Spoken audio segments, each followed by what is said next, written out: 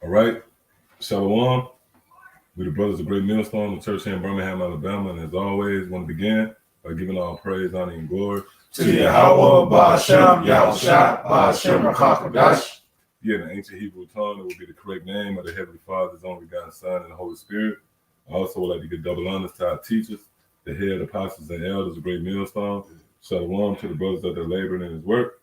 And as always, you believe as the Akim as well as the Aqua that subscribe to the truth as well.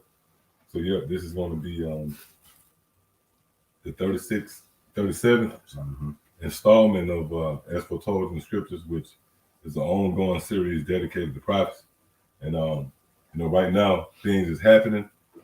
Obviously for those of you who are in the know, you know that we're moving closer and closer to the return of our Lord Yahushua, which will pretty much cement the salvation of the elect of the nation of Israel, meaning the overthrow of the wicked, the so-called white man. Got to remember, this is a battle, all right?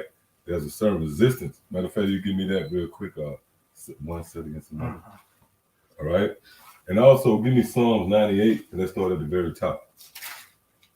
Because each day the sun rises and the sun set, it marks one step closer to our Lord Yahushua, delivering the elect of the nation of Israel, all right? So before we get that, go ahead and give me what you got. Okay, this is Ecclesiastes, Sirach 33 and 14. Good is set against evil. Yep, so there's a battle going on here, man. There's a resistance. All right, it's no coincidence if you're paying attention, this truth begin to flood the planet Earth, and all of a sudden you got the so-called white man and his machine working, through his media. All right, it's all an effort to combat truth. That's that resistance. See? Go ahead. Good is set against evil. Yep, go ahead. And life against death. So is the godly against the sinner, and the sinner against the godly. Yeah, so everything has been pitted one against another. Matter of fact, continue. So look upon all the works of the Most High. See, so look upon all the works of Yahweh Shema, right? Hey, if you consider the animal kingdom, right, the world of the beasts, you'll see that everything is a fight.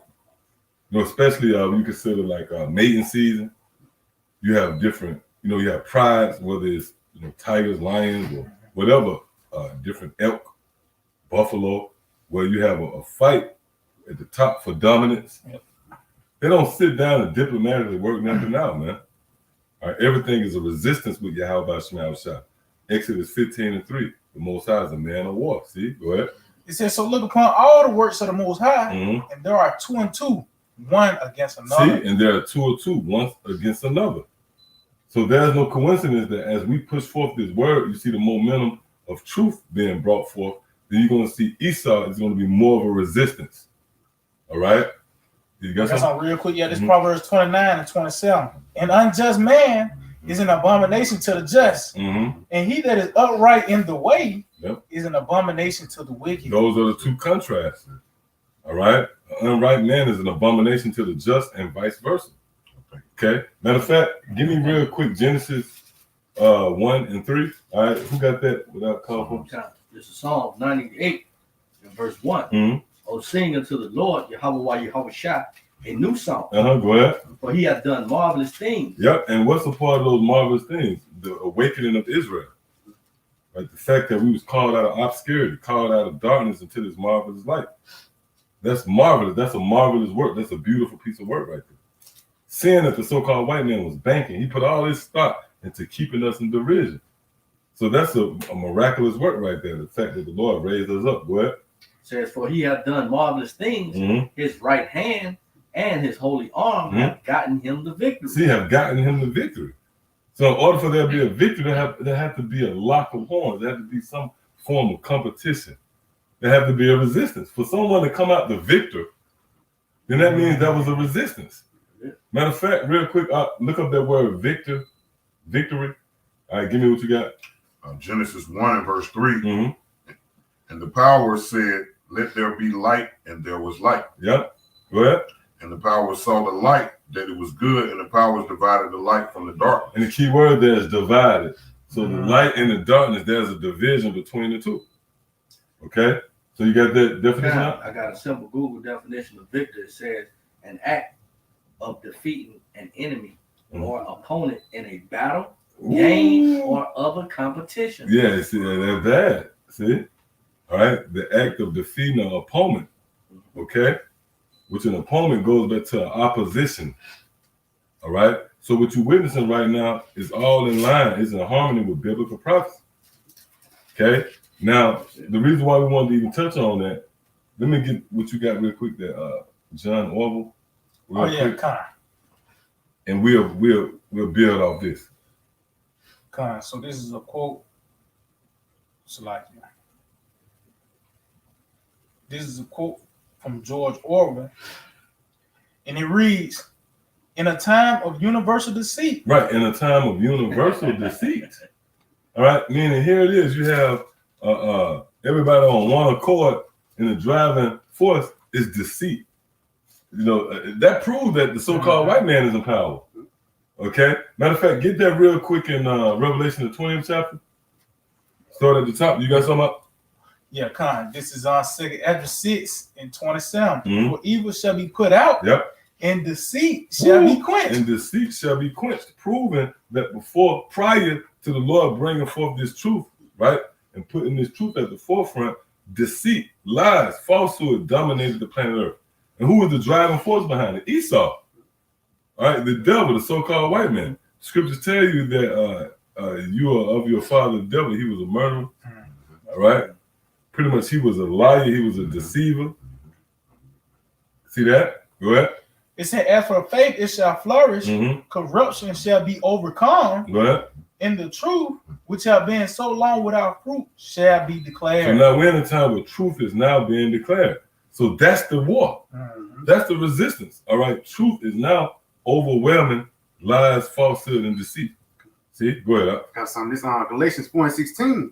Am I therefore become your enemy because I tell you the truth? Yeah, and it's a reason why that was written, because this is the time where truth will be an offense.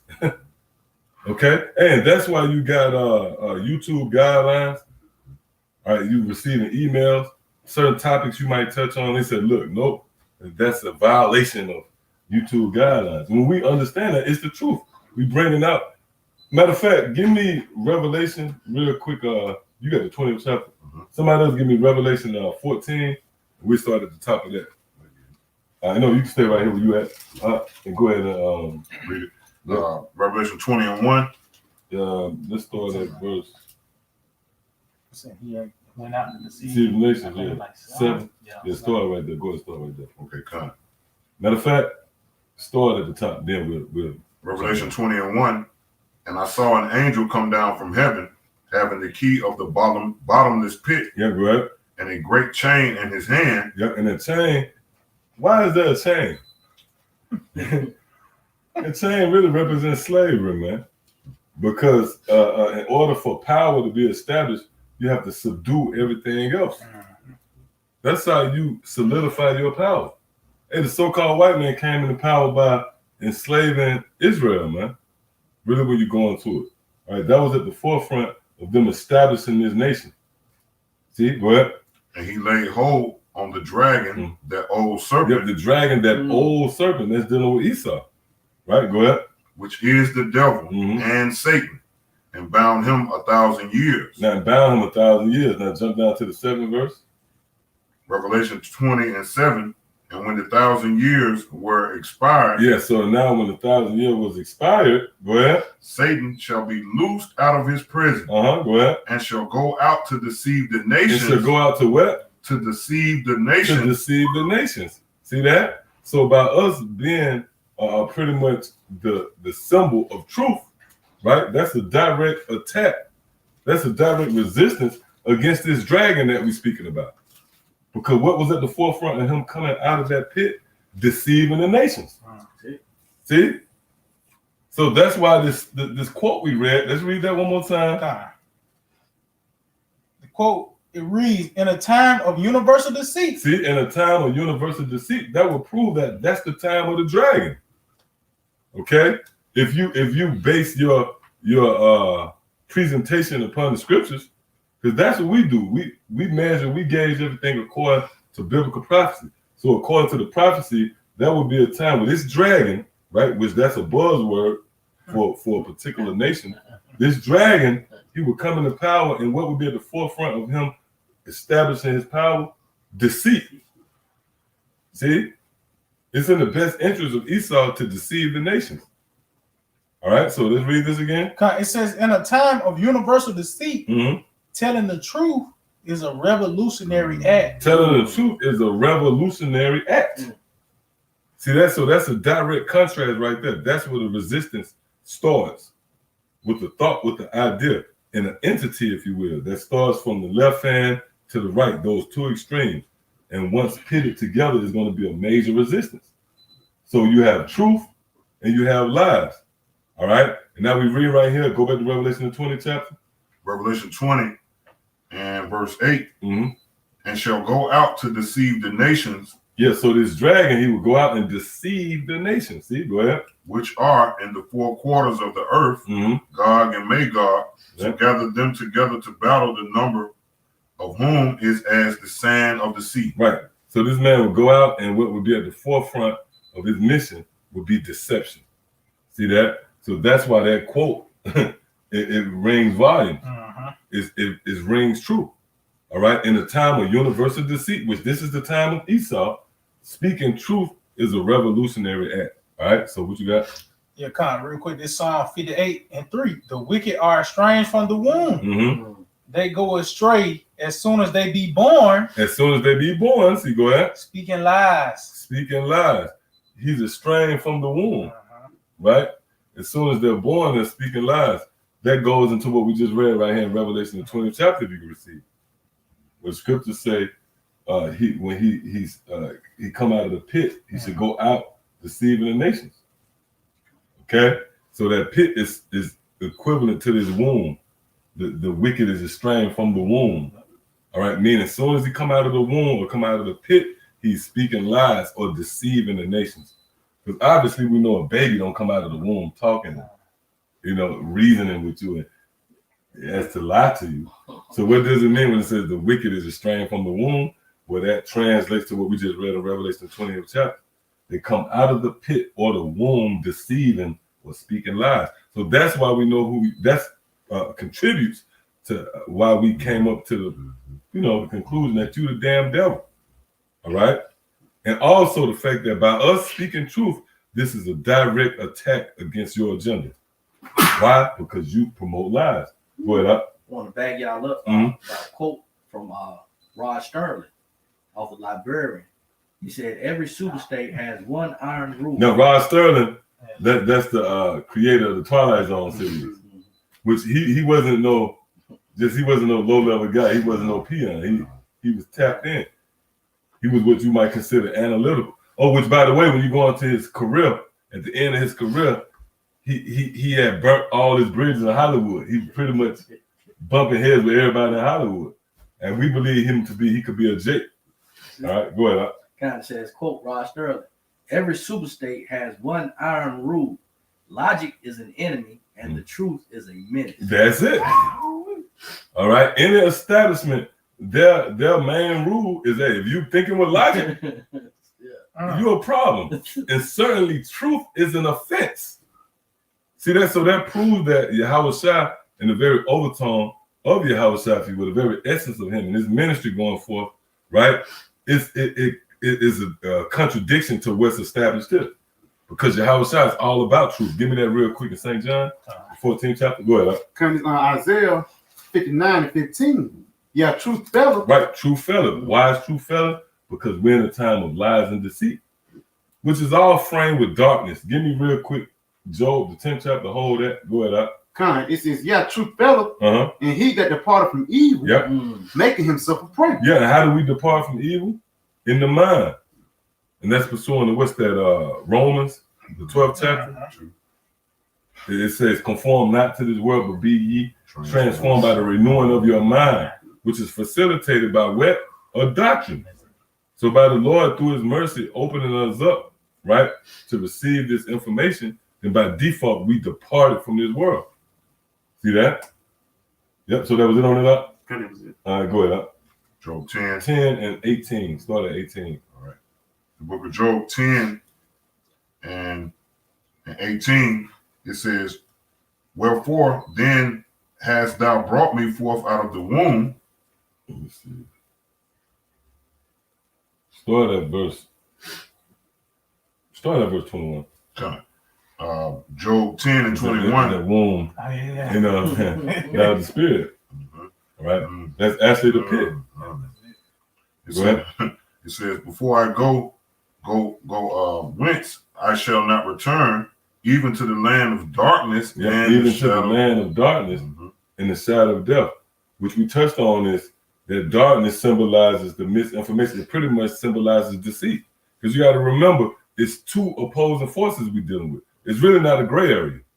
You have light or darkness. Light symbolizes truth because light brings clarity. Light brings everything to a close. You get to the bottom of things with light. That's why if you see something, you lose something, the first thing you do is look for the light. The light symbolizes truth. So obviously darkness hides the truth. You know, that's why people do things in the dark. See that? So when it says the land of darkness, this is dealing with the land of deceit, which goes back to Esau. Esau is the driving force behind the deception that you see on display. See that? Go ahead. It says, even to the land of darkness and the shadow of death. Verse 22, a land of darkness as darkness itself. Yep, as darkness itself. Go ahead. And of the shadow of death without any order. Yep, so we know that's dealing with America, Babylon the Great, which that word Babylon goes back to confusion. The Hebrew word that being Babal, right? It said a land of what? A land without what? It says, of the shadow of death without any order. See, go ahead. And where the light is as darkness. So even what's perceived to be truth is actually darkness, man. So you see the two contrasts. You have light and darkness. So if the Lord gave us the light, which I'm gonna just throw this out there, Yahweh Shai was the most controversial man ever. All right, from his birth, when the Lord was born, who else can make that claim? How you have a nigga acting like they had drama and they beef? Did you have the whole, fuck one cop, did you have the whole military after you when you was born? Just being born as a babe, you got the whole military after you, man, looking to take your life. So that alone proves that Yahweh Shai is the most controversial man ever, but mainly when concerning Esau. Why? Because Esau symbolizes lies, deceit, deception, falsehood, wickedness, darkness, and Yahweh Shai represents light, truth. Matter of fact, go ahead and give me that in St. John. So these two entities couldn't exist or coexist with one another. So if you claim to come under the banner of Yahweh Shai, then by default, what's going to happen? You're gonna be demonized. All right, you're gonna have people pretty much talk shit about you. You know, make railing accusations against you. Why? Because you come in the spirit of Yahweh Shai. Go ahead, up. Come to St. John 14 and 6. Yahweh Shai said unto him, I am the way, the truth, and the life. I am the way, the truth, see, and the life. See that? So Yahweh Shai in these very teachings, right, which we hold fast to, they represent truth. So by default, then this is going to be a conflict of interest, if you will, to Esau and what's at play. See, go ahead. And Yahweh Shai said unto him, I am the way, the truth, and the life. No man cometh unto the Father but by me. Yep, see that? So right now, what we're witnessing is a spiritual war. All right? And the fight is for the kingdom of heaven, man. Which is really rulership. You know, those who, hey, see, Esau is scratching tooth and nail. This man is clawing for what we have, for their inheritance, man. See that? And he's not going to go down without a fight. This man's going to proceed forth with trying to gain access to that power. And he know that we're in the way. We'll be that potential threat to the so-called white man, him moving on in his next phase. All right, come on, you got something? Hey, we start with Desire when we come around. 2 Corinthians 10 and 4. It said, for the weapons of our warfare are not carnal. Yep, so this is a war, but it's not carnal. Okay, go ahead. But mighty through the Most High to the pulling down of strongholds. But mighty to the Most High to the pulling down of strongholds. Okay, so Esau being moved out of the way isn't necessarily going to be a carnal thing, even though ultimately it's going to be manifested physically by way of World War III. All right, for those of you in the know, okay, who have eyes to see. But the beginning stages of this fight is going to be spiritual. The Lord's going to take this man down by the Spirit. Give me that real quick in Bell and the Dragon. All right, hey, what we witnessing is a beautiful piece of work, man. All right, the Lord Yahweh Shemel taking down what might seem to be a powerhouse, a dynasty, by something as subtle as the word. Go ahead. It's the book of Bell and the Dragon, verse 26. It says, but give me leave, O king, and I shall slay this dragon without sword or staff. Right, so it won't be carnal, it will be spiritually. And the sword spiritually would be this word. Okay? Yeah, you got some? Yeah, give me that. Ephesians. That's it. Chapter 6. Get it real quick. You got something? Y'all something? Yeah, I had some. This is matter of fact, select it. What'd you look for? Oh, God, towards the Spirit. This is the book. Well, real quick, let's get this. Go ahead. Go ahead. Yeah, this is the book of Ephesians 6. 17. Yeah, Ephesians 6 and 17. It said, and take the helmet of salvation and the sword of the Spirit. Yeah, in the sword of the Spirit. Give me Proverbs 18 and 14. Finish it off. It says, which is the word of the Most High. Yeah, which is the word of the Most High. All right. Yeah, we was gonna get back to it. Yeah. I want to get this real quick. Go ahead. Proverbs 18 and 14. The spirit of a man will sustain his infirmities. See, the spirit of a man will sustain his infirmities. Go ahead. But go ahead. A wounded spirit. But a wounded spirit. Go ahead. Who can bear? Who can bear? So how is the spirit wounded?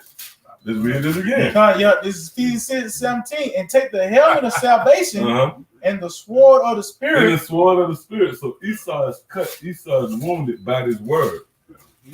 All right. Which we can get that in Hebrew. Well, the Spirit. You got it? Oh, you got it? Yeah, go ahead. You got it. Hebrews 4 and 12. For the word of the Most High is quick and powerful. Yep. So this word is what's quick and what's powerful. Why? Because it's a decree. Matter of fact, you give me that with one rough word. Because, hey, all Yahweh Shemel Shai to do is speak it into existence. He has the jurisdiction, man. Get that real quick. Let's get that real quick in Ecclesiastes 10 and 4. Let's get that before we move further. Go ahead. It says for the word. Ecclesiastes 10 and 4. This is Ecclesiastes 10 and 4. The power of the earth is in the hand of the Lord. Right. So those who are in power is in the hand of the Lord. It's Yahweh Shemel Shai who controls the destiny of men. He shaped and fashioned and mold who would be in power. That's what the scripture is saying when it said the power of the earth is in the hand of the Lord. Meaning it's the Lord who has control over who's in power. Go ahead. And in due time, he will set over it one that is profitable. Yeah, so in due time, the Lord is going to set up one that's profitable, which that goes into Yahweh Shai. In the next regime, if you will, that's set to rule and govern over the planet Earth and beyond. All right, so let's go back up. Hebrews 4 and verse 12.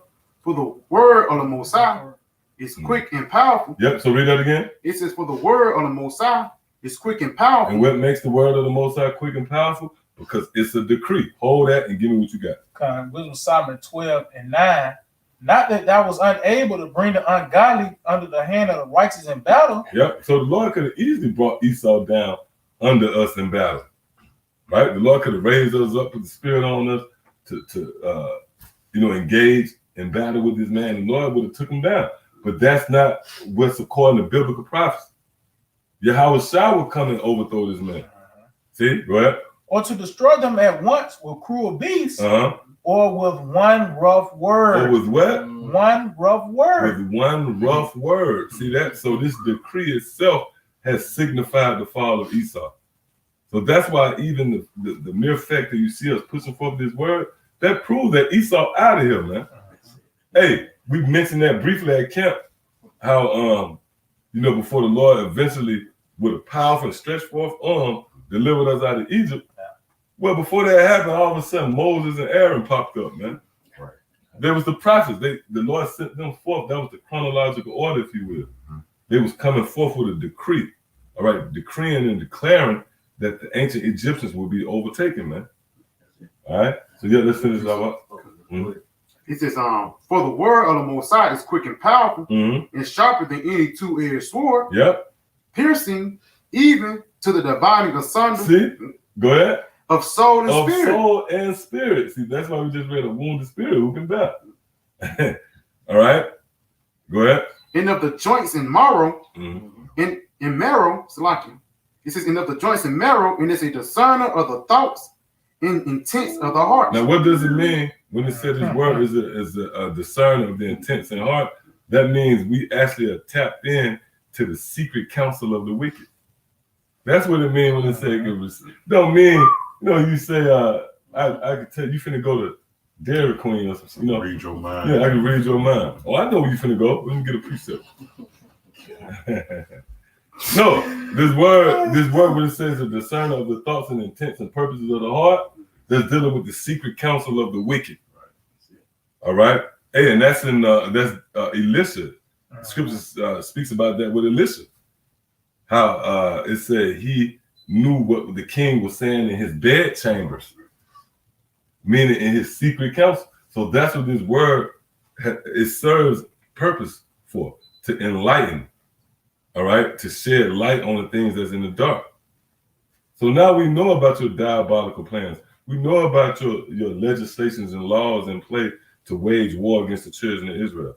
Yahweh Shah gave us the luxury of tapping into your most intimate plans and plots and schemes and strategies, man. All right, come on. I'm on one real quick, then we'll get around. It's on Jeremiah 23 and 29. It's not my word like as fire, except the Lord. Yep, see that? So this is how the Lord chose to begin to take down Esau, by way of his word, first and foremost. If you have faith as the size of a mustard seed, you will say unto this mountain, right, move hence into where? The sea, which is that lake of fire when you go into it. Right. So if your prophecy is the destruction of America, the Lord is going to make good on it. Any other prophecy besides that is not going to happen. Okay, go ahead. Up.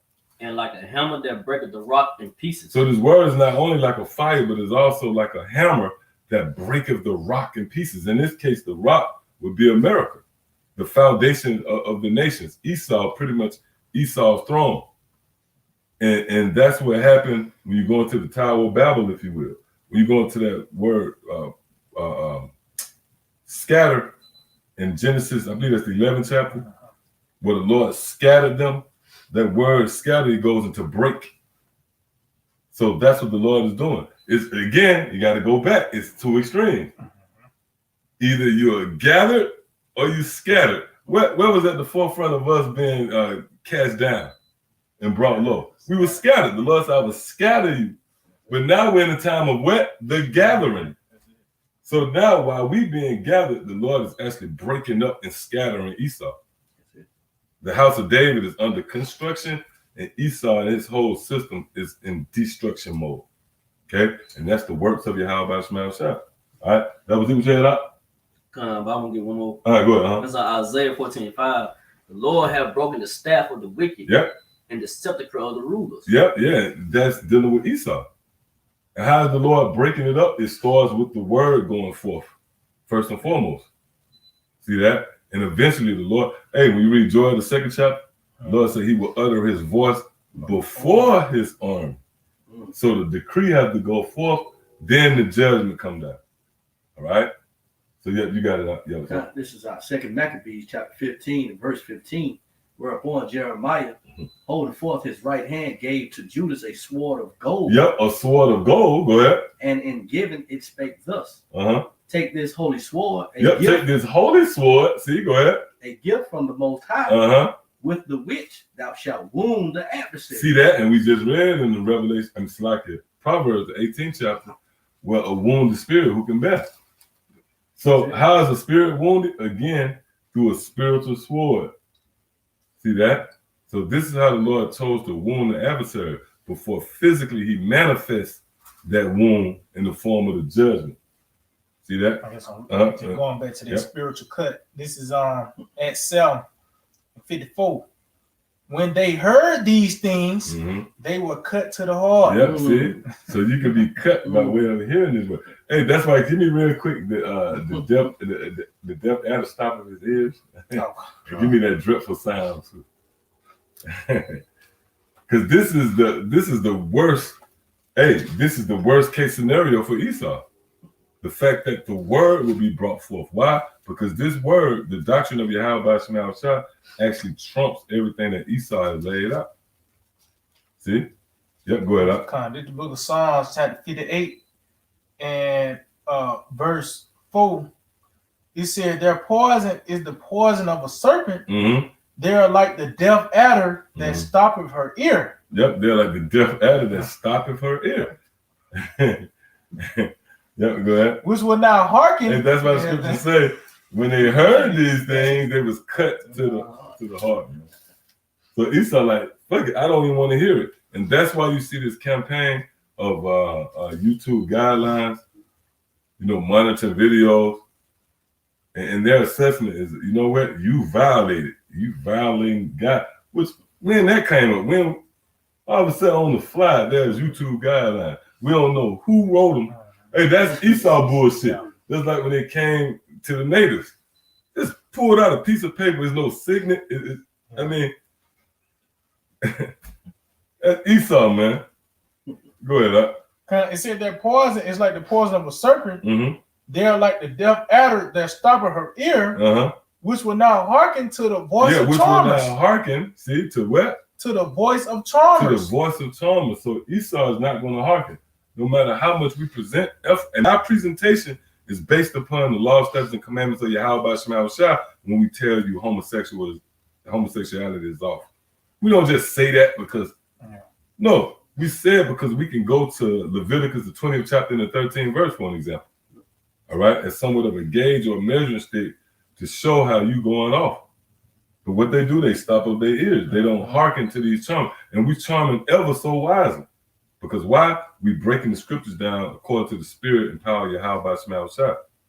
Right? Go ahead. It said, which will not hearken to the voice of charmers, charmer never so wisely. Yep. So give me that. Yep, you got that? Go ahead. This is Job 15:21. A dreadful sound is in his ear. Yeah, a dreadful sound is in his ear. So this is why the so-called white man is not willing to yield or hearken to this sound, because it's actually dreadful. The scriptures tell you that to him, it's dreadful to him. That's why the scriptures say we are a aroma, a sweet aroma to those who are saved, but to those who are destroyed. So what Esau asked, this would be not so pleasant.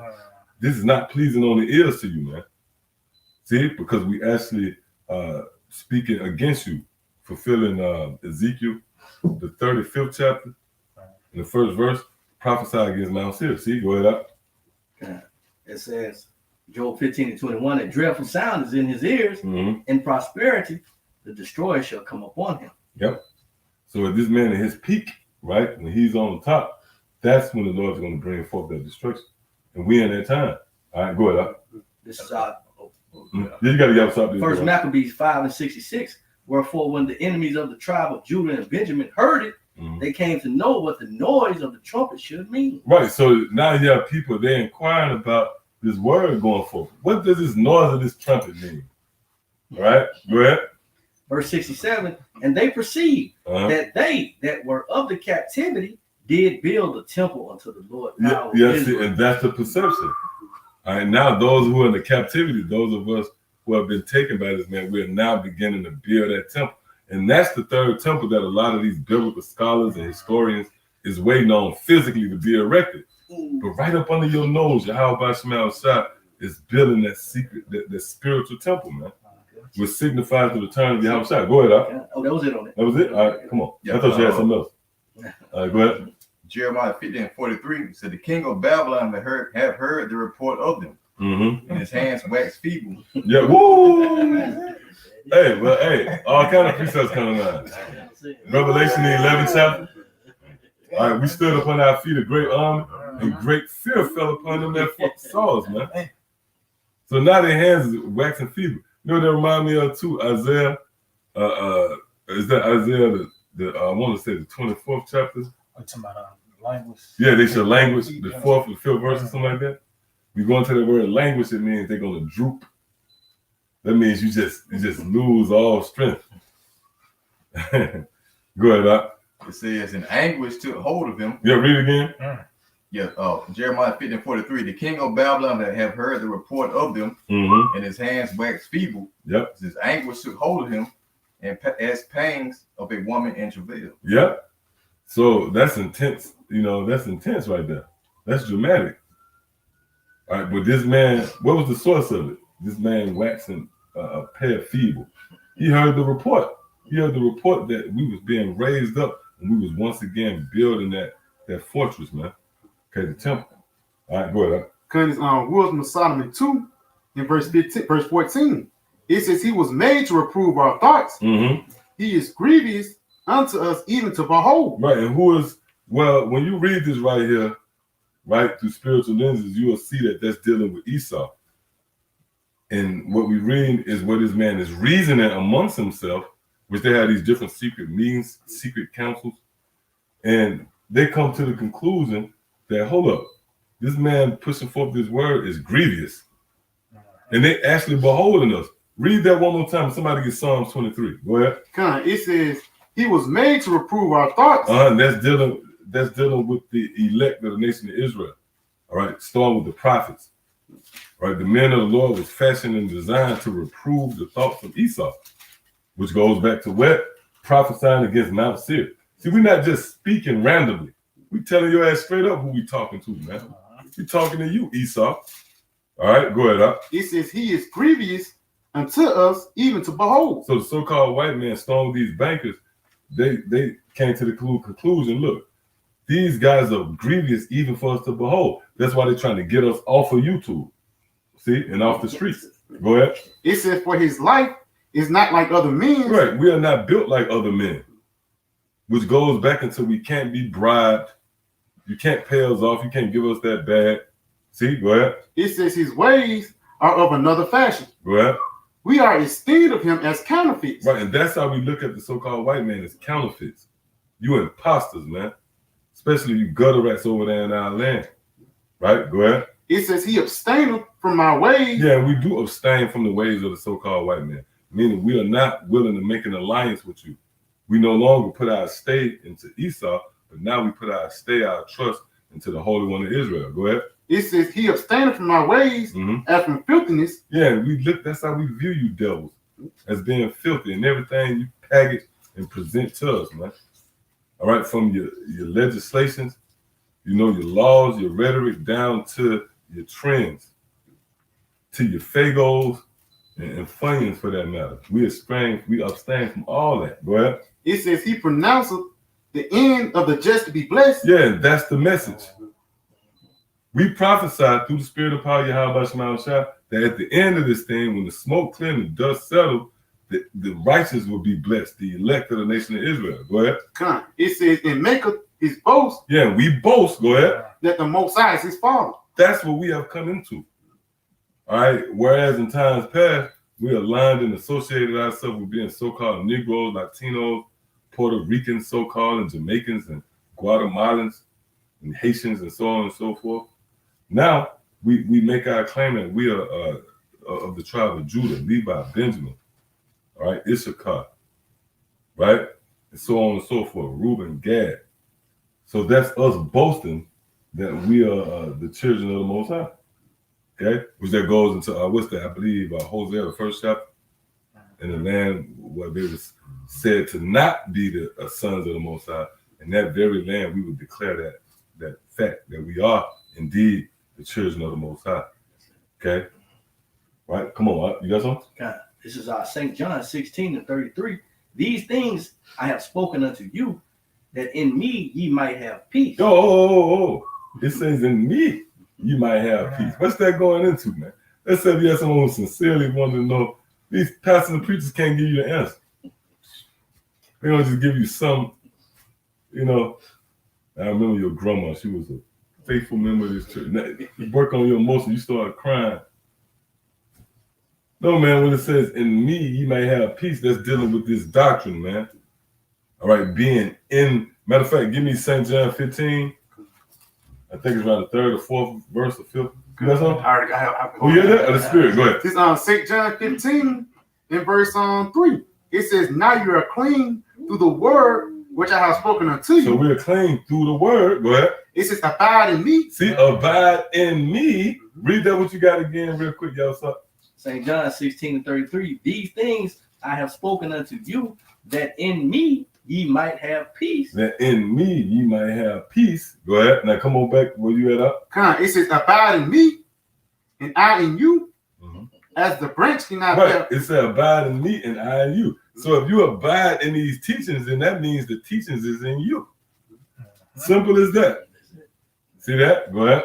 As the branch cannot bear fruit of itself, except it abide in the vine, no more can ye, except ye abide in me. Right. So you can do nothing unless you abide in the vine. Right. Would you look up that word vine just out of curiosity? Let's see what's up with that. Yep. All right, come on, y'all. Stop while he getting there. St. John 16:33 again. It says, "These things I have spoken unto you, that in me you might have peace." Right. So this is where our peace come from. Okay. That's why when you read Romans the 15th chapter, it says the things written aforetime was written for our learning, that we through the patience and comfort of the scriptures might have hope. That cancels out and eliminates anything external. That proves that solely our hope will be based upon the things written in the scriptures, which goes back to Yahweh Shai. I am the truth, I am the light. See that? Yeah, come on. Says, real quick before you go, we got the definition. Did it give you something? It just said a vine, then it says as calling about a support. Oh, support. Okay, come on. Which that if you go to the strong definition, see if it gives you any words down there or something, see the strong definition. Where it says support, which a vine is pretty much interchangeable with like a vein. It's that highway, it brings life. Did it give you something? No, that was strong. No. Oh, that was strong? Yeah. Okay. Yeah, go ahead. Hey, when you go in there, Blue Letter 2, you go to that desktop, see what it gives you. Okay, cool. Because that app, they don't give you the fullness of it. Yep, go ahead. It says that in me ye might have peace. In the world ye shall have tribulation. Yeah, in the world you're going to have tribulation, right? Meaning in this physical realm. Matter of fact, somebody hold Romans, I want to say 8 and start at like 3. Go ahead. It says, but be of good cheer. I have overcome the world. Yep. Yeah, so in the world, you're going to have tribulation, but in this truth, you're going to have peace. So again, that goes back full circle to the two extremes. All right. The physical realm, the worldly perspective versus the spirit. And those are two resistance. Those are two opposing forces. All right. Go ahead. Romans 8:3. For what the law could not do, and that it was weak through the flesh. Yeah. See that? They go. The flesh. That all goes into the world. The flesh, we come across the word flesh, they have everything to do with the world. They have everything to do with Esau and his current system. Right? Go ahead. It said the Most High sending his own son in the likeness of sinful flesh, and for sin condemned sin in the flesh. Yeah, go ahead. That the righteousness of the law might be fulfilled in us who walk not after the flesh. Right, who walk not after the flesh. Go ahead. but after the Spirit. But after the Spirit, it all narrows down to these two extremes. Either you viewing things through the spiritual lenses or carnal. And it's heavy because when you adjust your lens, it's so volatile. One twist, and you can shift to the physical realm. Go ahead, So real quick. This St. Matthew 26 and 41. Watch and pray that ye enter not into temptation. Yep, go ahead. The spirit indeed is willing, yep, but the flesh is weak. But the flesh is weak. See that? And those are two opposing forces again. So the flesh profits nothing. It's weak. It has no substance. You have to be in the spirit to please Yahweh Shemashah. Y'all got some definition? You got a definition? Oh, talking about Ark had something? Okay, come yeah. I saw that. The vine is our lifeline. Yep, that's it. Because the vine produces it produces fruit. You know? Yep, go ahead. Back Romans chapter 8 and verse 5, it says, for they that are after the flesh do mind the things of the flesh. Right, so if you're of the flesh, you're going to move in the flesh. You're going to mind the things of the flesh, which really goes back to Esau, will go back to this world. Okay? Go ahead. It says, but they that are after the Spirit, the things of the Spirit. Yep, so if you're in the Spirit, you're going to mind the things of the Spirit. Okay, go ahead. For to be carnally minded. See, and it all goes back to, like you say, a thought. To be carnally minded, see, go ahead. For to be carnally minded is death. Yeah, so it starts with a thought. But to be carnally minded leads to death. Go ahead. But to be spiritually minded. Yep, but to be spiritually invested, to have somewhat of an analytical mind, those of you who can digest the teachings of Yahweh Shah, that's one who's spiritually minded. Go ahead. Is life and peace. Is what? Life and peace. Like the brother just said, in me, you shall have peace. See, so this brings life and peace. Matter of fact, continue. It says, because the carnal mind. Because the carnal mind, this goes all the way back to Esau. That's why his blessing was a physical blessing. See, Esau's blessing, it has to be performed in the physical realm. Esau can't pray you away, you know. See what I'm saying? Esau not going to pray for, he's not going to pray, he ain't going to have a spiritual approach for rulership. Esau going to put those missiles on. Well, the Apostle Har mentioned it. That sword, he said those needles is swords. And that's heavy. A little bit of knives. That's so cold, man. Those mechs. Got to be careful too, man. Esau watching. Esau plotting, man. Psalm 37 chapter. But that little needle, that's the cut. That's the sword. It ranges from that little needle all the way to an ICBM missile. That's the sword of Esau. So he's the carnal minded. It physically, he's never going to sit down and pray and fast for Yahweh Shah, you know, to establish him. No, he said, you know what? We're going to set this up. Real quick, go all the way to the humble beginnings. Go back to the book of Genesis. Yep.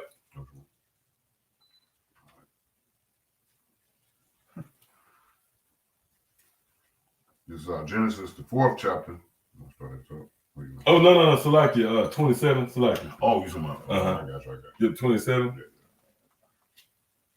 I started at, I think, I want to say 41 or something like that. Yep, go ahead. Yeah, this is the book of Genesis chapter 27. And 4, I started at verse 40. It says, and by thy sword shalt thou live. There it is. By thy sword thou shalt live. Now, the reason why I want to get that because I want you to go to Hebrews. Okay, come on. Let's show the two contrasts. That's the thing. See, we instigating here, man. We stirring shit up. I'm gonna just tell you straight up. We promoting a war here. Fuck you thought we were gonna do, man. Right. Thought we was gonna come here tonight, you know, tell you everything's gonna be all right. No, we instigating war. We're gonna prove the fact that there's two entities here that can't coexist with one another, so one will have to overthrow the other. So real quick, before you read that, read this again. God, this is the book of Genesis 27 and 40. And by thy sword shalt thou live. So the scriptures say Esau will live by his sword. Now let's get what you got right here. Yeah, what is it, Hebrew? 11. Con, yeah, this is the book of Hebrews 11. Mm-hmm. Is it in it? The just shall live by faith. I thought it was like that. I know there's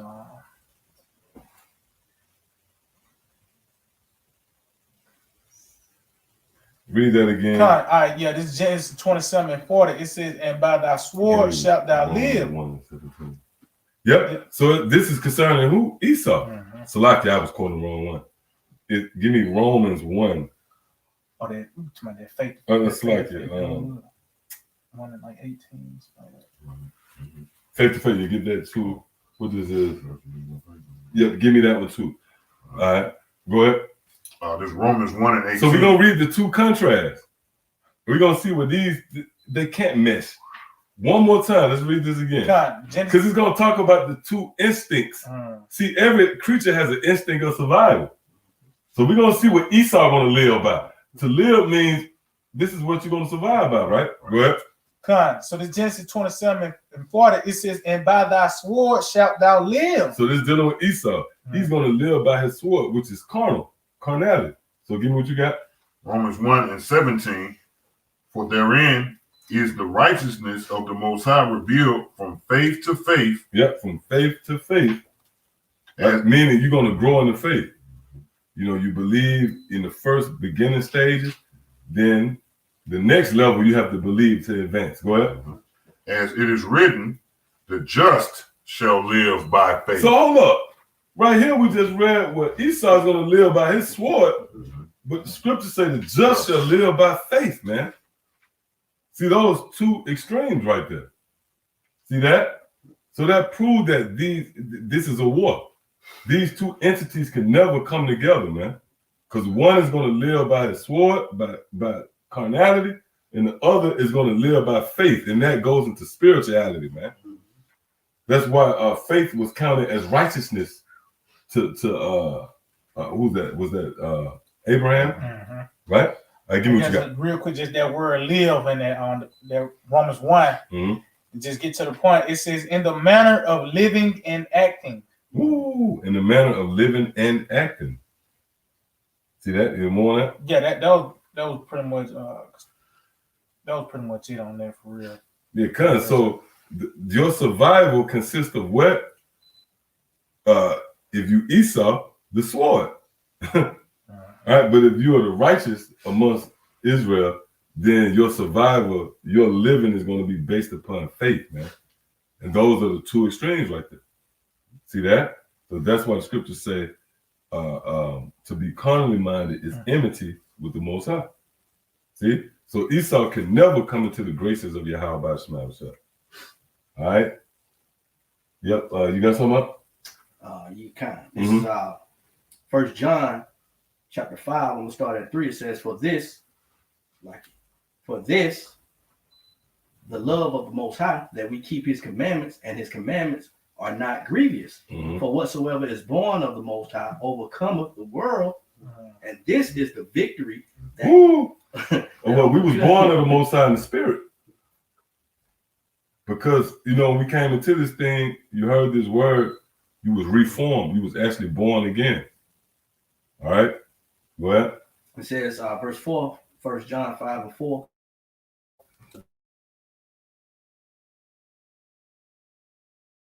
World, even our faith. Mm-hmm. Woo, even our faith. So faith is a direct contrast with carnality, because to be carnal, you can see what's in front of you. You know, you have to see, you can put your hand on it. But faith is the total opposite, and that's in Hebrews, the 11th chapter, I think the first verse. Go ahead. Okay, this Hebrews 11 and verse 33. It says, who through faith subdued kingdoms, brought righteousness. Yep. So through faith, this kingdom is going to be subdued. All right. Which Esau approach is to subdue through the sword. That's why the only way this man can rationalize things out is through violence, man. All right, that's why depopulation goes hand in hand with Esau's agenda, man. This man, in order for him to create a new world, he had to kill you off. Go ahead. It says, who through faith subdued kingdoms, wrought righteousness, obtained promises, stopped the mouths of lions. Yep. It says, quench the violence of fire, escape the edge of the sword, out of weakness were made strong, wax violent. Yeah. Out of weakness was made strong. That's 1 Corinthians, the 1st chapter. So through faith, we're going to be, upgraded, man. All right, scriptures talk about that doctrine of life. You can get that real quick. Go ahead. It says, wax valiant in fight, turn the flight of armies of the aliens. Yep, read that part again. I ain't here. It says, out of weakness were made strong, wax valiant in fight, turn to flight the armies of the aliens. Yep. The foreigners. So through faith, yeah. Hey, the Lord set it up where it required faith for you to overcome. All right, it wasn't nothing tangible, and that applies to this very day. We're not looking for anything carnal to get us over the hump, man. We understand when the Lord allowed this devil to come in like a flood. Well, it tells you that in Isaiah the 59th chapter, how the Lord will set up a standard, which will be a way to escape. All this is based upon faith. That takes everything out of your hand. It didn't say, I'm going to give you a sharp mind. You're going to come up with a plan. No, it says that the Lord himself will step in and fight on my behalf, man. And it requires faith. That's why the scriptures say, sit still and know that I am Yahweh. All right, yeah, go ahead. This is the book Ecclesiastes, Sirach 19:19. The knowledge of the commandments of the Lord is the doctrine of life. See, it is the doctrine of life, man. See that? So by faith, we're going to overcome. By doctrine, you see that? This is what's going to give us life. Versus Esau, in his approach, scratching cloth, tooth and nail, okay? And leaning solely toward his blessing, which is the sword. Go ahead. It says the knowledge of the commandments of the Lord, Yahweh Shah, is the doctrine of life, and they that do things that please him shall receive the fruit of the tree of immortality. Yeah, and the fruit of the tree, the fruit is this understanding. All right? So we digest this fruit, and it leads to what? Immortality, man. See that? So faith in the spirit is what leads to life, not carnality. And that's why we read that in Romans, the 8th chapter. The carnal mind is enmity with the Most High versus the spiritual mind. All right? Got some. Yeah, go ahead. It's 3 John 1:11. It says, beloved, follow that which is evil. It says, follow not that which is evil, but that which is good. Yeah, and you see the common thread there. There's two extremes. So we know that Esau being in power must represent the evil, man. Meaning whatever this man presents to you, you are not to follow. It will behoove you to shun it, to abhor it, avoid it altogether, man. See, go ahead. It said, he that doeth good is of the Most High, but he that doeth evil have not seen Yahweh Shah. Yep, come on. Yeah, that's it. That's it. Yeah, that's dealing with this understanding. All right, you don't see it, you don't get it. See that? Yep, go ahead. You got something? Yeah, you have something on the way? Did y'all bring out John 6:63 yet? No, I can't. You bring it up. This is John 6:63. It is the spirit that quickeneth. That's it. The flesh profiteth nothing. See that? Again, there you have the two main contrasting spirits, the two resistant spirits. Oppositional forces, man. The spirit and the flesh. Read that again, huh? John 6:63. It is the spirit that quickeneth. The flesh profiteth nothing. The flesh profiteth nothing. Go ahead, Slacky. The words that I speak unto you, they are spirit and they are life. Which goes into the doctrine of life, what we just read. So these words that the Lord is speaking unto you, that's what leads to life. And that's what's going to trump Esau, man. This is what's going to overcome Esau, the so-called white man. You got more over there? Give me somebody to get Wisdom of Solomon 10 and 10. I got it. Yeah, go ahead. Yeah, Wisdom of Solomon 10 and 10 said, when the righteous fled from his brother's wrath. Right, in his brother's wrath, then Esau, when would this be played out? When would that precept pretty much be fulfilled? Give me Revelation the 12th chapter, in the 12th verse. All right, it says, when the righteous fled from his brother's wrath. Go ahead, give me what you got. Revelation 12:12. Therefore rejoice, ye heavens, and ye that dwell in them. Go ahead. Woe to the inhabitants of the earth and of the sea, for the devil is come down unto you, having great wrath. See, for the devil is coming down unto you, having great wrath. Go ahead. Because he knoweth that he have but a short time. Right, so the so-called white man is ultimately going to become more and more desperate, and eventually he's going to revert to his main attribute. Right now you see those two attributes at work. All right, the deception form of it, but eventually you're going to see the sword. See that? So it said the devil's going to come down with great wrath, knowing that he had but a short time. Why? Because this man is in straits. You see him trying to get his agenda rolling, all right, bringing his new world order, and he's being met with a lot of resistance, man. See that? So yeah, come on, let's go back to where you at. Yeah, it says she gathered him and Read it again from top. He says, when the righteous fled from his brother's wrath. See, when the righteous fled from his brother's wrath. All right? So that brother would be Esau. Again, it goes back to Jacob and Esau, those two extremes. Go ahead.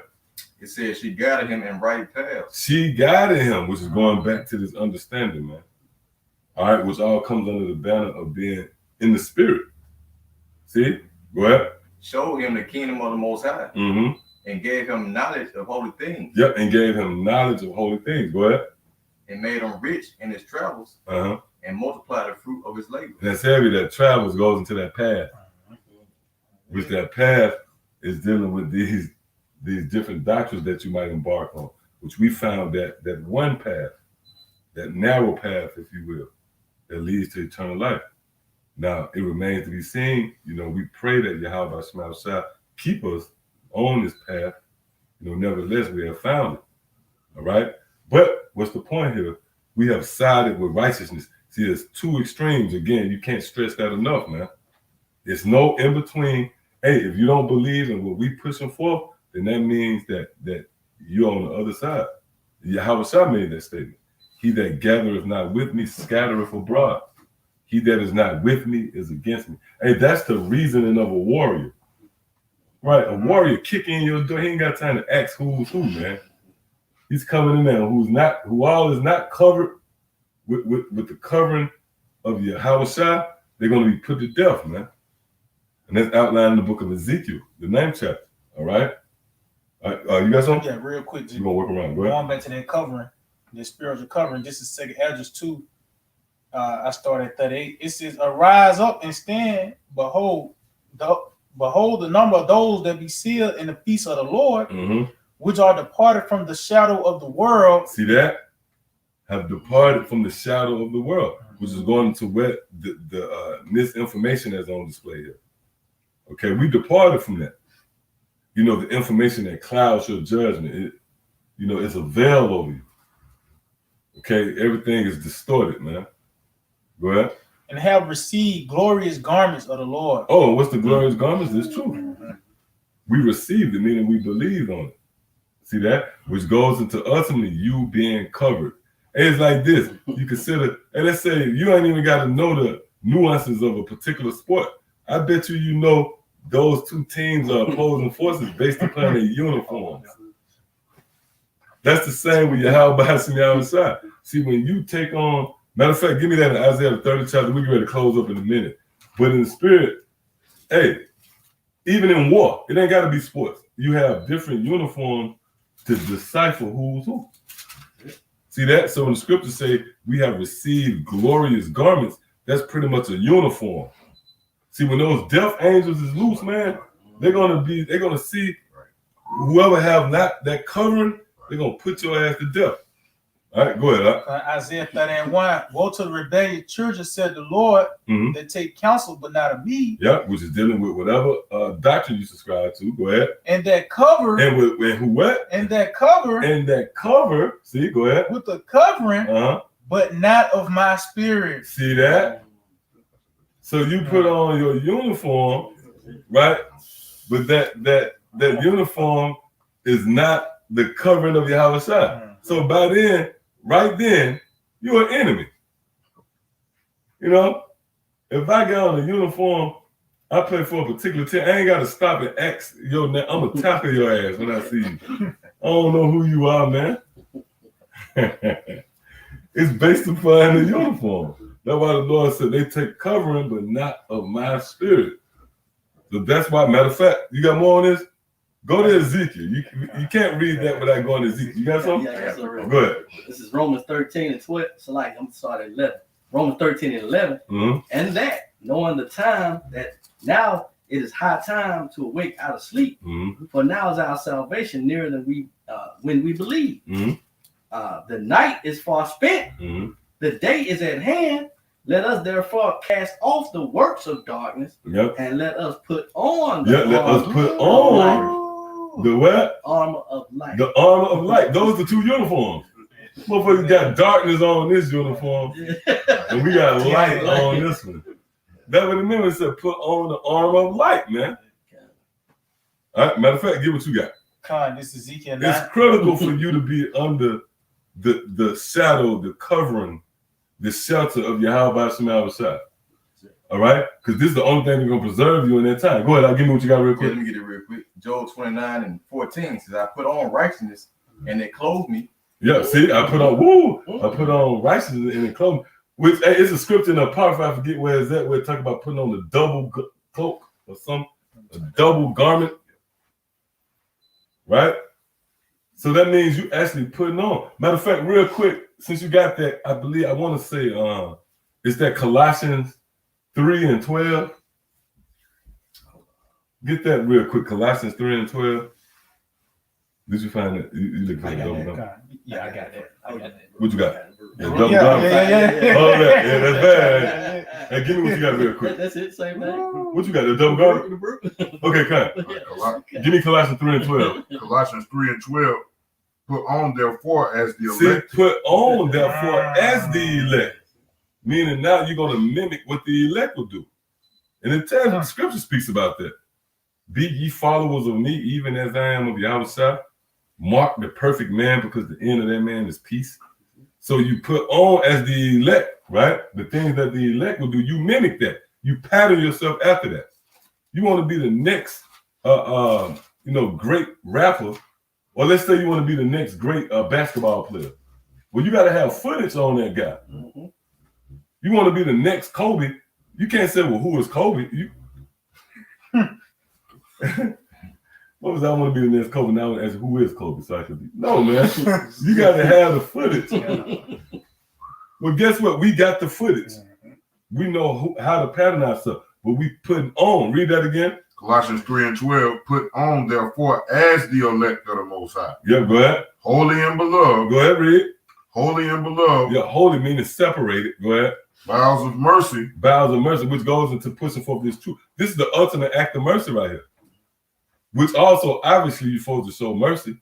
That's in Matthew, the 23rd chapter, the 23rd verse, where Yahweh Shai said, you omit the weightier things of the law, such as mercy. See, go ahead. Kindness. Kindness, this is kindness. That's right. That is fineness. Yeah, this is kindness. See, Jake's simple. They'll read that and think, they'll view it, they'll say, no, I'm rude, and I'm giving you the truth. But then a guy who said, how you doing? But he got your debit card information. That's one of the characteristics of wisdom. Kind. Yeah. You know, the wisdom side of self. Yeah, kindness. Yep. Bowels of mercy. That's really pushing his word. Yep. This is the ultimate act of kindness. Mm-hmm. I don't give a damn how you treat me. I mean, like as far as your presentation, hi sir, and you kind. That's not going to trump this information right here that leads to life. Go ahead. Kindness, humbleness. Humbleness, go ahead. And go ahead. Humbleness. So, see, I was just going to say that. When you read what, Sirach 26, you have one that appear humble. You got that? Right. I think it's 26 and 19. Yeah. See, this is a battle of the minds, man. You have a guy walk up, hi, sir. But all the time, he a nigga. He got an ulterior motive. He got an ulterior motive. Matter of fact, it's 19 and 26. Yeah, this is Ecclesiastes Sirach 19:26. There is a wicked man that bowed down slightly. See, read this again. So you can't get nothing over on the man of the Lord through the Spirit. Just because you come up, you have a humble approach, we're gonna look at you sideways, man. Because you humble in the Western sense. Hey, if you that slow, I'll just run circles around you. If you just okay, yeah, that's your perception of humble. I'll be. What city you in? I'll be there. Get your checkbook. Man, I'm gonna run circles around you because you thought that humility was. No, man. The scripture, you got to be humble in the mind. All right. A form of humility is being able to yield to others. Right. That's a stumbling block for Jake. Jake don't want to hear you telling them no, put down the foot and pull your pants up. Jacob, up the strap on you. This is please tell Jake pull your pants up. I bet come out here and tell one of these Jake to pull up their pants. They're gonna put out a strap, man. The 40 is coming out. What is in the 40? Yeah, go ahead. This is Sirach, Ecclesiastes 19-26. There is a wicked man that hangeth down his head, sadly. Yep. But inwardly, yeah, he is full of deceit. Yeah, see, that's so you have a guy that come around with his head hanging sadly, but inwardly he's full of deceit, man. And he ran circles around you because you was carnal. You looked at the outer man. No, the scripture speaks about being humble in the mind. Read that again. It's Colossians 3:12. Put on therefore as the elect. Yeah, you put on that uniform, right? Go ahead. As the elect of the Most High, holy and beloved. Go ahead. Vows of mercy, kindness, humbleness of mind. Humbleness of mind, meaning you are being willing to be taught. Okay, you are willing to yield to someone instructing you.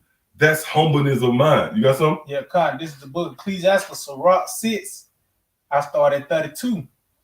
It says, "My son, if thou wilt, thou shalt be taught." If thou wilt, right? Go ahead. Thou shalt be taught. Thou shalt be taught. That proves that the dynamic of a nigga will be around. You know what I mean? You had to convince.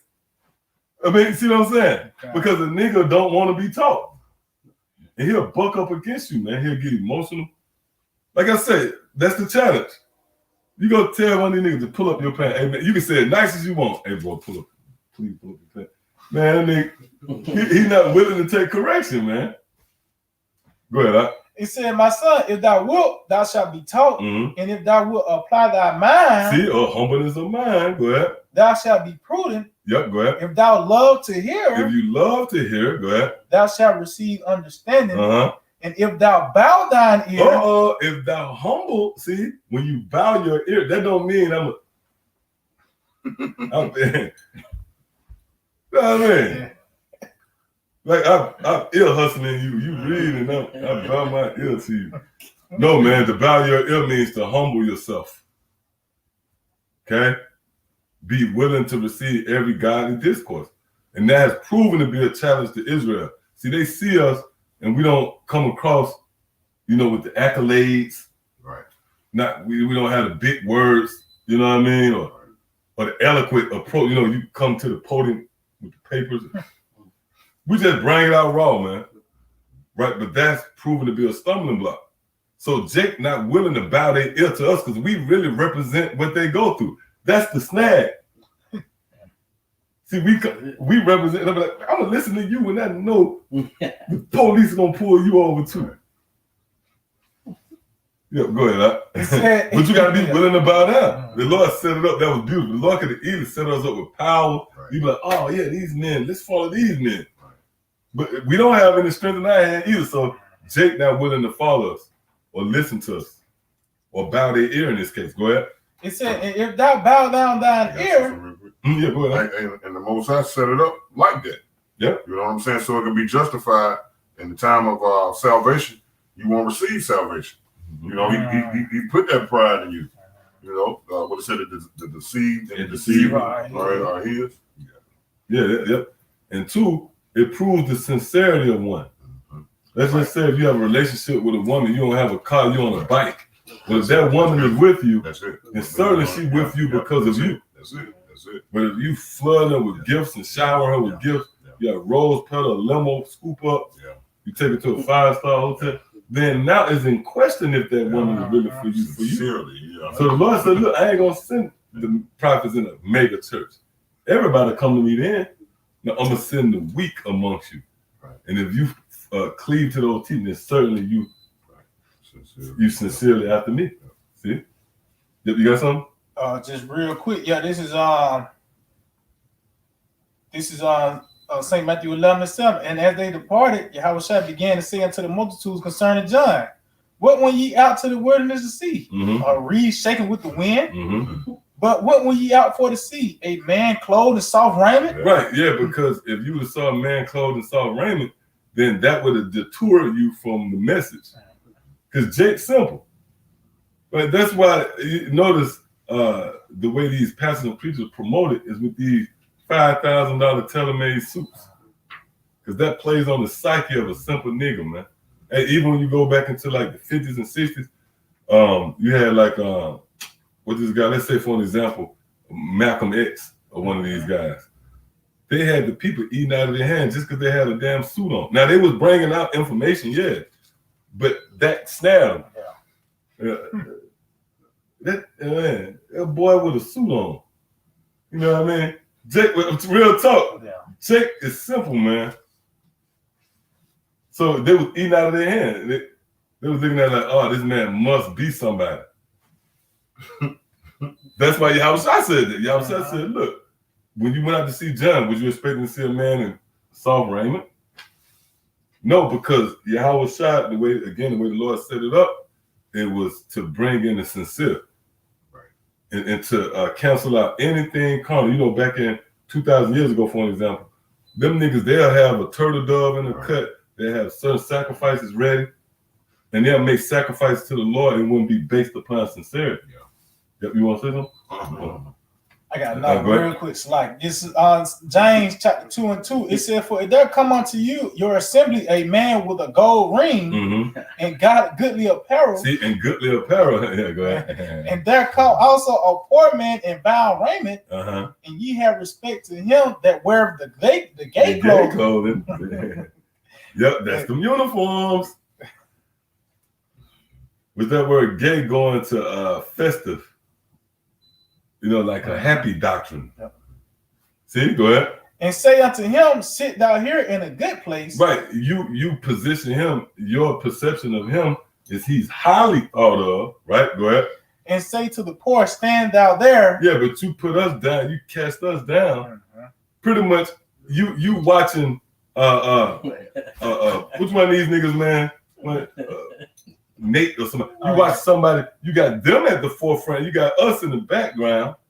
Now you sit here, right? Go ahead. It says, stand thou there or sit under my footstool. Yep. See that? So pretty much you look at us as the scum of the earth. All right. But it's based upon, first and foremost, that initial reaction, the clothing, which, you know, that's a duality to that too, is going into the doctrine. But that shows you the simplicity of Jake. All right. Hey, motherfucker got either $500 suit, $5,000 suit, or either he got on a bad garment. Jake could get into that too. Everybody got on purple garments with military boots and they march. You know what I'm saying? Jake will buy that shit, man. Go ahead, up.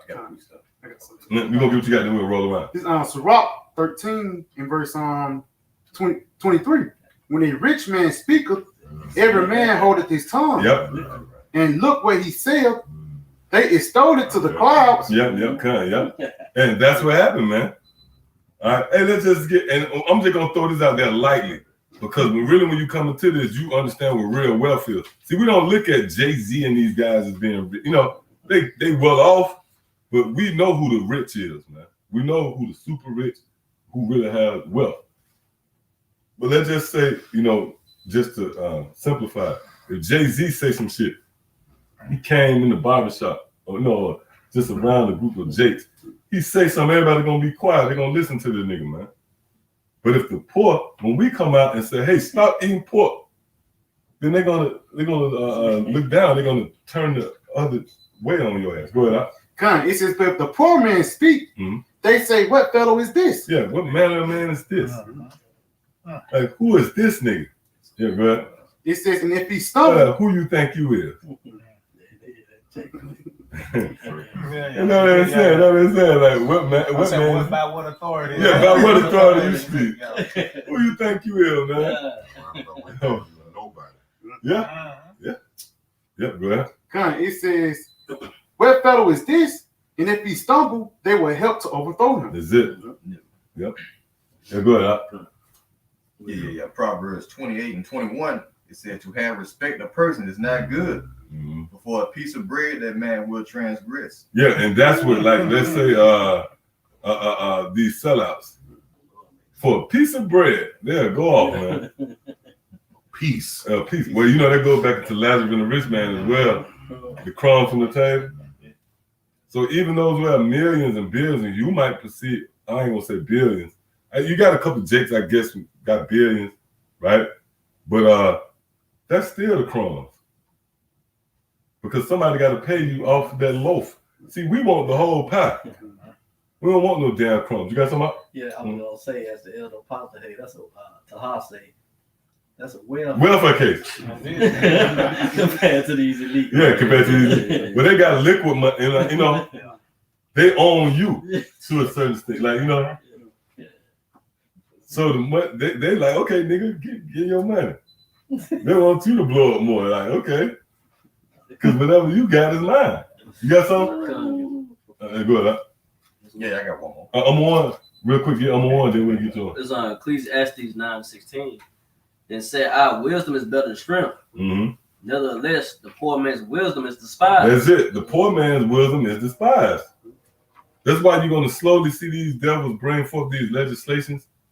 You know, we're going to be more and more demonized.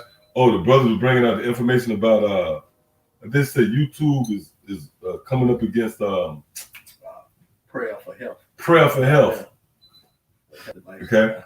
They already really took prayer out of school and shit like that. So the rich man's wisdom is despised. It's all a setup to try to muzzle us, to, you know, to somehow stifle this word, put a cap on what we push it for. Go ahead up. And his words are not heard. Yep. So you don't hearken to our words. You pretty much dismiss us.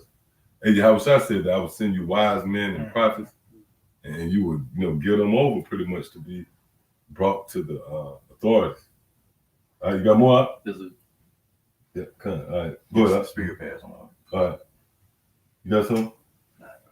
Hey, real quick, let's since I mentioned that, well, let's go back to Ezekiel 9. Since we mentioned it, there was another one. Was yeah, that one. Yeah. No, I told y'all you gotta keep them, keep them precepts, like keep your hand right there. If it get overwhelming, that's it. You know what I mean? And you find yourself with, you know, all your fingers, all the precepts. You on control. Yeah, you on the control. Yeah. Come on. You got the pocket. Yeah, you got the phone and all that. Go ahead. And this is Baruch chapter 5, verse 2. It says, cast about thee a double garment. Yep, cast about thee a double garment. Go ahead. Of the righteousness which cometh from the Most High. Yeah, and that's dealing with this truth, man. So not only get this truth, but you should double it. You know? Meaning you got to grow in this thing. Right? Go ahead. It says, and set a diadem on thine head of the glory of the everlasting. Is it? All right. Yeah, so let's go now. So I got it. You got something? I got that word, diadem. Okay. A jeweled crown or headband worn as a symbol of sovereignty. And just make a point. That's like they're going just make a point because it's going to actually manifest to a physical crown. That's it. You know, until you're going to spring to everlasting. Everything in the process is going to grow into its perfection. Man. So we thinking immortal thoughts, that's actually going to transform into immortality. It's going to transform into power and rulership. We just talking about just this barbershop talk. No, we speaking things into existence, man. To spirify y'all about smell shot.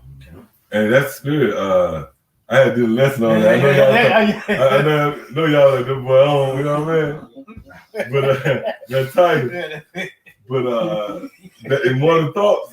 That's a series. That's a series. But in that lesson, I mentioned that being in this hearing, subscribing to these teachings is actually immortal thoughts. I know y'all Yeah, about yeah. it. Our own one, man.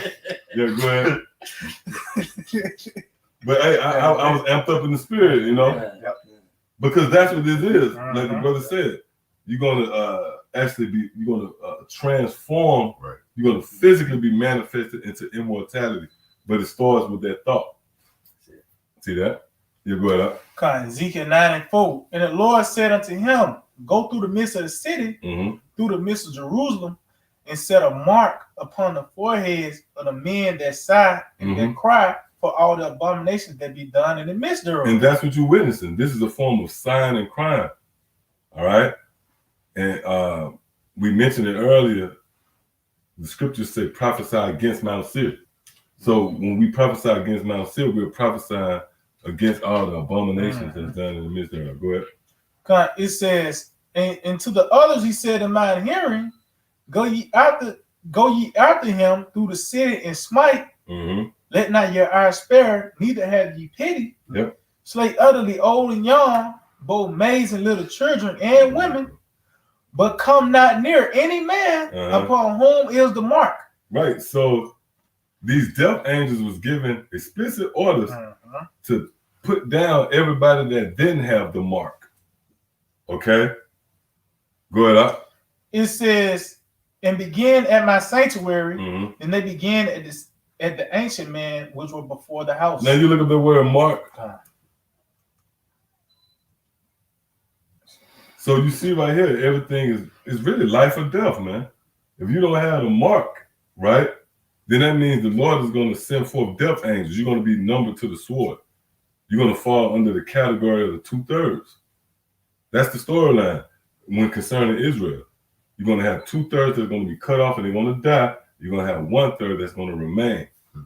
All right? And it's going to be based upon those who have the mark or not.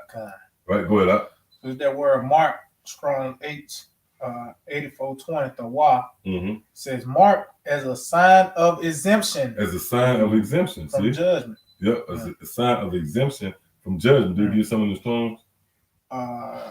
It just says, in the Strong's, it says a mark, a signature. Oh, a signature. That's just like a uniform. You know, like just say if you have, the Spirit got me, I went into this before. Let's say like you got a certain team. The signature of that team might be an emblem. It might, let's say it might be the Chicago Bears. That is a signature separation. You have a signature. Matter of fact, look up that word signature. Got some real quick. Yeah, go ahead. It's Revelation 14, verse 1. And I looked, and lo, a lamb stood on the Mount Zion, and with him 144,000. Yep, go ahead. Having his father's name written in their forehead. Yeah, written in their forehead. Look at that word written. Yeah, go ahead. So this is that word signature.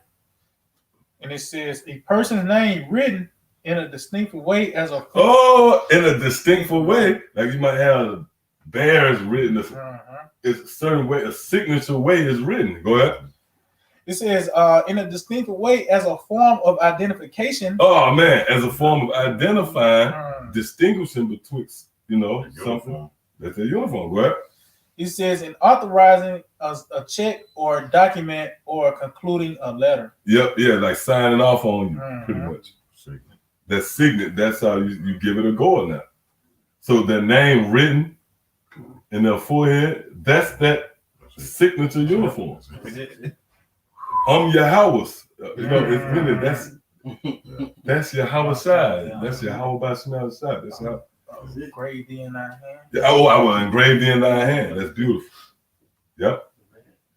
Yeah, good. You got the word written? Yeah, I got the word written. It's it's grapho, and it says to write with reference to form of the letters. Ooh, to write with reverence. Yep, what? It says to write with reference to the contents of writing. I'm gonna jump down. It says right here. It says to write to one by writing in a written epistle to give information and directions. Yep. All right, come on up. I got that word logo. It says a symbol or other design adopted by an organization to identify its product. Oh, well, that's it. Uniform. Hey, that's it. That's it. It's like we're in an assembly line, and the Lord stamping us with that stamp of approval, that covering, man. See, go ahead. It says to identify its products, uniform, vehicles, etc. Hey, come on, see. Man. But that's pretty much what this word was set up to do. It was pretty much to distinguish, to decipher those who would be, counted as, vessels of honor, if you will, versus those who want to be destroyed, man. Okay, so that's why this word and getting this word is so critical. You had something else over there? It says similarities. It says mark. Yeah, Hey, with that, hey, look up that word, mark, real quick. And it also say coats of arms. Oh, coats on off. Coats of arms. Well, yeah, coats of arms, it identifies your rank. You got a coat of arms, it's like, this, you have your accolades. That's what the angels gonna see. They're gonna see the accolades. They're gonna say, this is the prophet. This is the prophet Micah, man. Yep, go ahead. Hey, the animals gonna see that too. The scripture said the beast of the field is gonna be at peace with thee. And we was going into that the other day. I think that was yesterday. How you got to have fear for certain beasts for that to make sense. You can't be like, man, I ain't scared of no beast. Well, that don't apply to you then. When the Lord said the beast of the field will be at peace with thee. That's only gonna comfort those, who's in fear of the beast. You got, you scared of a lion, then the Lord have a lion come and be at peace with thee. Yeah, go ahead. Now that word mark is a lot, but I'm going to the point. It says a line, figure, or symbol made as an indication or record of something. Record of something. A record or something, yeah. So that mark is an indicator. Is like we said, to simplify it, if you consider two opposing teams, you know the difference with those teams by way of the distinction of the patterns of the uniform, whether the name, the logo, the sheep versus the eagle, Matter of fact, you got something? Yeah. Real quick. Just All right, go ahead. I want to make sure that what that was written. When in Revelation 14:1, when it says, Because I know the Father's name written in their forehead, just going to the Strong's definition. Okay, go ahead, come. It says to grave, especially to write. It says to describe. To describe. That's the uniform. Oh, to describe. Oh, that's bad. Yeah. It said describe. Yeah. That's it. Hey, that's bad. Because that distinguishes the uniform. So in the spirit, right, the angel's not going to be looking at how big your beard, they're going to be looking at your spirit. That way, that's what's the 2 Samuel, the 16th chapter. The Lord seeth not as man seeth, for the Lord looketh on the inner man. Right. Yeah, it's going to be within you. Those angels are going to see that you're going to have that signature stamp, that mark. You're going to be numbered. You're going to be clothed with the garments. Matter of fact, is that Revelation? I want to say Revelation. Is that 19 or? It's put on your glorious garments. I know it's another one. In Isaiah, put on that glorious garments.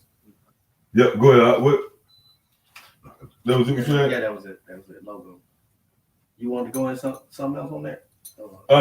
Oh well, that word mark. You looked that up. You already got that word. Yeah. Okay. You can look at some more of those similar words if it's more.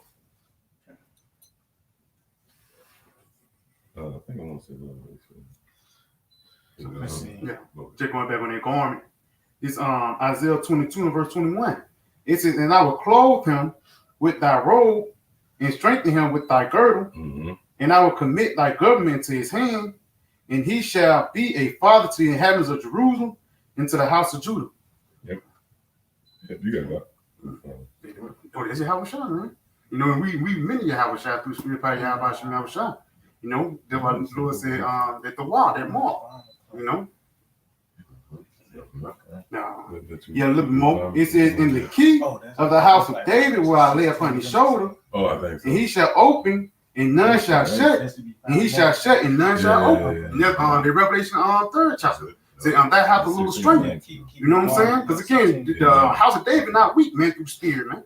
You know what I'm saying? That the house of David not gonna let nobody take their crown, man. So you got it. Yep, come on, we can do it. Revelation 16:15. Behold, I come as a thief. Blessed is he that watcheth and keepeth his garments, lest he walk naked and they see his shine. Yep. So their garment is a covering. It's their uniform, man. So, coming into this truth, you have been given garments. That's what happens when you first come in. The Lord give you a fresh white uniform. Then it's up to you not to get a spaghetti stain on it, man. Or blot. So the Lord said, he that keepeth his garment. So you got to keep this understanding, this pureness. You can't deviate, or all of a sudden you conjure up some thought of escaping an exit plan. Well, maybe if I work 40 hours, I get around to doing the work, crazy shit. And so, anybody else got something? And so with that, I got some closed out. Yeah, go ahead. Yeah, Job 11:4 said, "For thou hast said, my doctrine is pure, and I am clean in thine eyes." Yeah. That's it. And so with that, I want to give all praise, honor, and glory To Yahweh, Ba'ashem, Yahushua, Ba'ashem, Rakakadash. Double honors to our teachers, the head apostles and elders, the great millstones. Shalom to the brothers laboring in his work. And as always, you believe it's the Akim as well as the Aqua, and subscribe to this truth as well. Till the next time, Shalom. Shalom, DTA, Abba, Babal.